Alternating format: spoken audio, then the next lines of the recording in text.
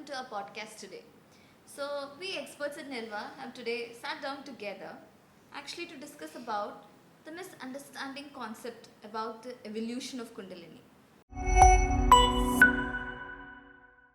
And just before the podcast, I was going through and scrolling the social media, and it, I was just amazed to see that there are actually millions of people learning about Kundalini who are actually having awareness about Kundalini. And along with this, there's a growing market also for the crash courses related to Kundalini, like 1 month crash courses, 3 month crash courses. And if I actually look at the authenticity of these crash courses, it's quite elusive. I cannot even quantify the credentials of it. Okay, so that's what made me want to discuss this topic today. And with me, I'm really glad to call Dr. Abirami, who's a senior yoga consultant at Nirva, and no other person can shed more light on this other than her. Thank you, Kushbu, for having me in this space. As you mentioned, it is definitely a misunderstood, sensationalized, and a topic that needs a lot of digging in. So, as you know, the word Kundalini in Sanskrit it means the coiled serpent or snake.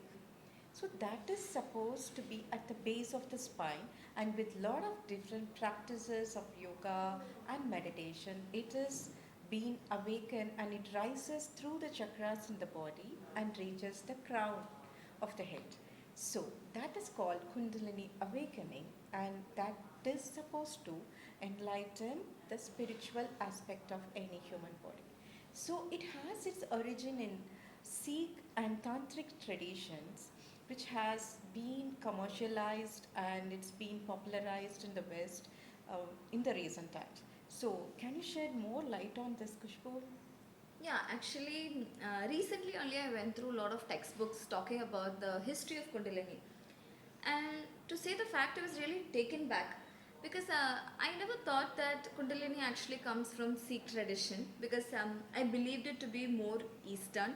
I thought that it comes more from the Vedas, the Upanishads, and everything. But recently, when I saw the reference in this Guru Granth Sahib, I was really astonished by it. And the history goes this way. I think our audience should definitely know this because there's nothing more interesting than this. Now, when I talk about this shift, anciently what happened was this Kundalini was kept like an age old secret, okay? It was more between the guru and the disciple, which we say. This tradition was always there, right? We used to Yes. have gurukuls, we used to have all these different schools, and Kundalini was also one such practice, and it was been considered to be an old lineage. Yeah. But what happened is this Guru Bhajan Sahib, who we say, and also there's one other person whose name often comes across is Swami Vivekanand, who actually revolutionized this and they brought it into the Western world in somewhere around 19th, 20th century, 1960s, I think. Okay, so from there only the reference of Kundalini became like a worldwide and popularized, and all people started speaking about Kundalini. It's like a boom now. And I definitely should agree with you over here. And what happened after that was, since he was actually brought up in the Sikh family, Sikhs actually include this Kundalini philosophy with their prayers, with their ethical principles, and that's how it grew. And there's also talk that there are a lot of books written about Kundalini by this Yogi Bhajan. And these books are now actually used in this Kundalini teacher training programs also. So now this is a really tricky history, right? So now I have more questions. Like, what is the need of Yogi Bhajan to make it as a very close to something public? And second is, what was his intention to do so? And also, are we doing justice to what he wanted to propagate and what is being practiced right now? I actually have to say that I cannot answer to this question. But all I can say is I can just state two or three facts about it because it's a long standing debate which has been happening about whether Yogi Bhajan did right or whether his intentions are true or not. But there are a lot of different theories which comes up. So one such theory which people talk is Yogi Bhajan did this because he wanted to democratize this spirituality. So he said that spirituality should not be owned by some cultural background or it should not be discriminated. It should be open. People should know about it. And he famously stated also that I'm here to be a teacher and not a disciple, or not to create disciples. Okay, that was a very strong statement of him. And I think, on the other hand, the traditionalists actually debate, saying that something which was kept sacred has now become too much publicized, and it has become too much with commodification and commercialization and everything. So, as you said about this lineage of Guru Shishya, even in my personal opinion, I feel that such energy practice or something that involves a spiritual awakening needs some kind of guidelines, or whom should they receive it. So that is the reason earlier times the Guru was giving based on the Shishya's maturity level, whether he will be able to take it, etc. So when we introduce it to the public, so we dilute the real essence of the practice. Don't you think so? Not just you, even all the traditionalists think about Yeah. that. That's what the whole debate and this Mhm. concept of yogi bhajan being criticized came up. But the other perspective which comes up is that Yogi Bhajan says that as evolution happens, the complexities of life is so different, and with this he says that there'll be a lot of hunger. Uh, There'll be a lot of hunger, especially for spirituality, which will come up, and that's why he said Kundalini has to be made public. Somewhere I agree to this point, but I think we have not respected the intention of Yogi Bhajan over here, and that's why we are right now in this tradition talking about Kundalini, because it's all commercialized, as you said. Yeah, yeah. So now we understand the history. So I understand from the practice and the things in the ancient texts, the benefits of Kundalini, people should be aware of what is happening really, right? So they are attracted by the term Kundalini. But what are its benefits? What it exactly does to your body and mind? I think these are some things we need to discuss. That is for sure. I'll tell that a lot of people are just attracted to Kundalini, saying that it is a form of meditation, higher awakening, and all that. My question here is that if you really have to meditate, there are so many things to do. Why go to this concept of Kundalini? Yeah. And what's your intention to going to Kundalini? Because it's a trend. It Mhm. shouldn't be that way, right? Yeah.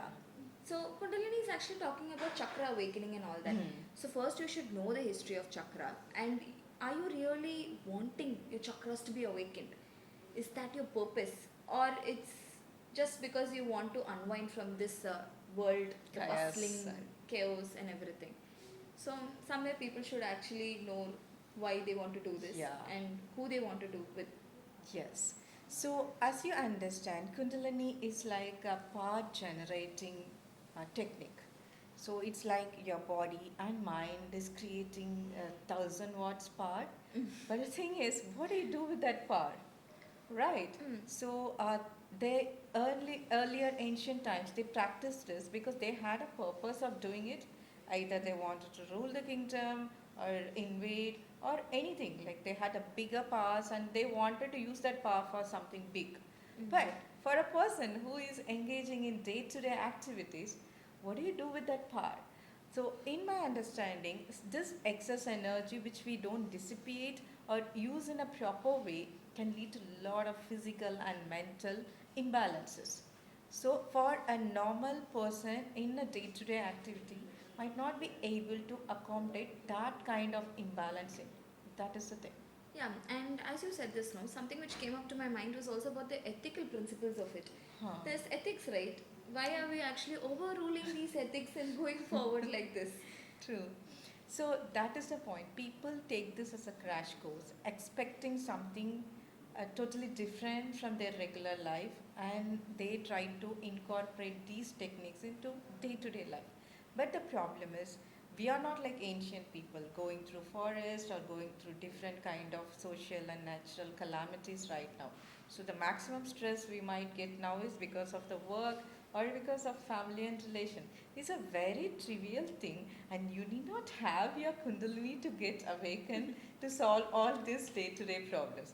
So that is the reason before someone signing for this kind of course, they should understand what is this, why am I needing this, and this will give them a clarity whether they should really take it, or some kind of yoga retreat or a mild meditation or a breathing technique can really solve most of their imbalances. Yeah, I mean, like, you can definitely learn about Kundalini, and even if you want, you can do the chakra practices. At Nirva, we actually Yeah. give our clients different chakra based practices and all that.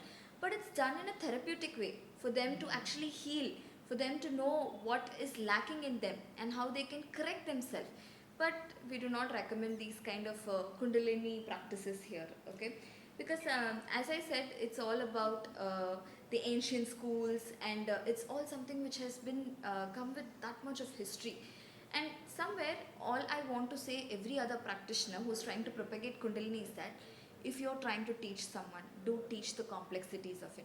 Try to teach them about the history of it, and definitely look into the need, whether it is needed for them, whether it's going to create some difference for them before you go ahead with that. Yes. And I also want to put a word over here that there are a lot of things which come up with Kundalini. And I think, Dr. Abhirami, we should definitely talk about what are the short term effects of it and the long term effects of it. People just barge into it without even knowing that. That's a real nice question, Kushbu. We really need to discuss on this. But it's not that simple. We need lots and lots of discussions and insights to understand the real depth of Kundalini. So stay tuned and wait for our next episode on Kundalini in our channel. And thank you so much for everyone who listened to our podcast and joining us today. Let's cherish and honor the profound practice of Kundalini by engaging with it authentically and responsibly. Thank you. Thank you.